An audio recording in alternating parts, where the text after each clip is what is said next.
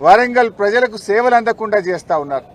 నేనైతే రోజు మీరు మా పత్రికలు, మా జర్నలిస్టులు, మా టీవీలు రాస్తున్న వార్తలు చూస్తున్న ఎంజీఎంలో ఫైర్ యాక్సిడెంట్లు కావచ్చు, ఎంజీఎంలో కరెంటు పోవడం కావచ్చు, జనరేటర్లు పనిచేయకపోవడం కావచ్చు, ఎక్స్రే మిషన్లు పనిచేయకపోవడం కావచ్చు, కుక్కలు కొరకడం కావచ్చు, రోజు ఎంజీఎం గురించి ఏదో ఒక నెగిటివ్ వార్త వస్తుంది. అంటే ఆసుపత్రి నిర్వహణ పూర్తిగా ఫెయిల్ అయిపోయింది. పేదలకు సరి అయిన వైద్యం దొరకడం లేదు. 4% పూర్తయినటువంటి ఆసుపత్రిని పడావు పెట్టి దాన్ని పూర్తి చేయకుండా తీవ్రమైనటువంటి నిర్లక్ష్యం చేస్తా ఉన్నారు. వరంగల్ నగరానికే ఒక ఐకానిక్ గా ముఖ్యమంత్రి గారు కేసీఆర్ గారు రూపకల్పన చేశారు.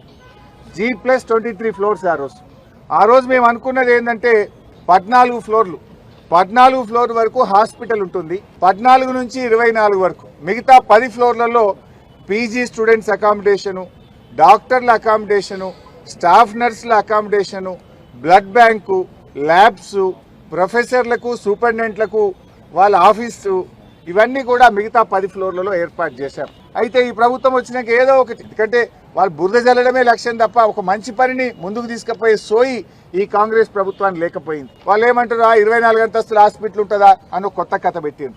మరి జైపూర్లో 110 మీటర్ల ఎత్తున 24 అంతస్తులతో జైపూర్లో ఇదే కాంగ్రెస్ గవర్నమెంట్ అక్కడ హాస్పిటల్ కడతా ఉంది. ఇప్పుడు అక్కడ కూడా గవర్నమెంట్ మారింది, కానీ అక్కడ వచ్చిన BJP government as it is ఆసుపత్రిని పూర్తి చేస్తూ ఉంది. మన హాస్పిటల్ హైట్ ఏమో 91 మీటర్లు, ఇది 91 మీటర్స్. జైపూర్ లో అశోక్ గెహ్లట్ కాంగ్రెస్ ముఖ్యమంత్రి కట్టింది 110 మీటర్లతోని. మరి అక్కడ కూడా ఆసుపత్రి ఆయన ప్రారంభించిండు. అంటే అక్కడ కాంగ్రెస్ పార్టీ చేస్తే ఒప్పు, ఇక్కడ బీఆర్ఎస్ పార్టీ చేస్తే తప్పు. ఇది కాంగ్రెస్ నీతి. మీరు అనవసరంగా బేసిజాలకు పోయో ఎంతసేపు గత ప్రభుత్వం చేసిన దాన్ని ఆపాలనో, కోడిగుడ్డు మీద ఈకలు బీకినట్టు ఈకలు బీకాలనే ప్రయత్నం చేయడం మానండి. ప్రజలకు వైద్యం అందాలి, పేదలకు మేలు జరగాలి.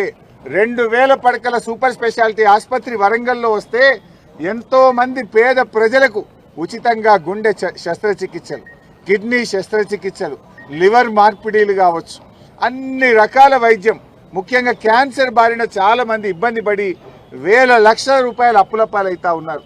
అటువంటి పేద ప్రజలకు హైదరాబాద్ నిమ్స్ లో ఎలాంటి సేవలు అందుతాయో అట్లాంటి అత్యాధునిక ఆధునిక పరికరాలతో అన్ని రకాల వైద్యం వరంగల్తో పాటు ఉత్తర తెలంగాణ ప్రజలకు అందాలని కేసీఆర్ గారు ఎంతో దూరదృష్టితో చేశారు. ఈ రాష్ట్రాన్ని 50 ఏళ్లు కాంగ్రెస్ పాలించింది, 16 ఏళ్లు తెలుగుదేశం పాలించింది. 66 ఏళ్లలో ఏ ప్రభుత్వం కూడా ఆలోచించని విధంగా కేసీఆర్ గారు వరంగల్లో ఇంత గొప్ప ఆసుపత్రిని తెచ్చే ప్రయత్నం చేశారు.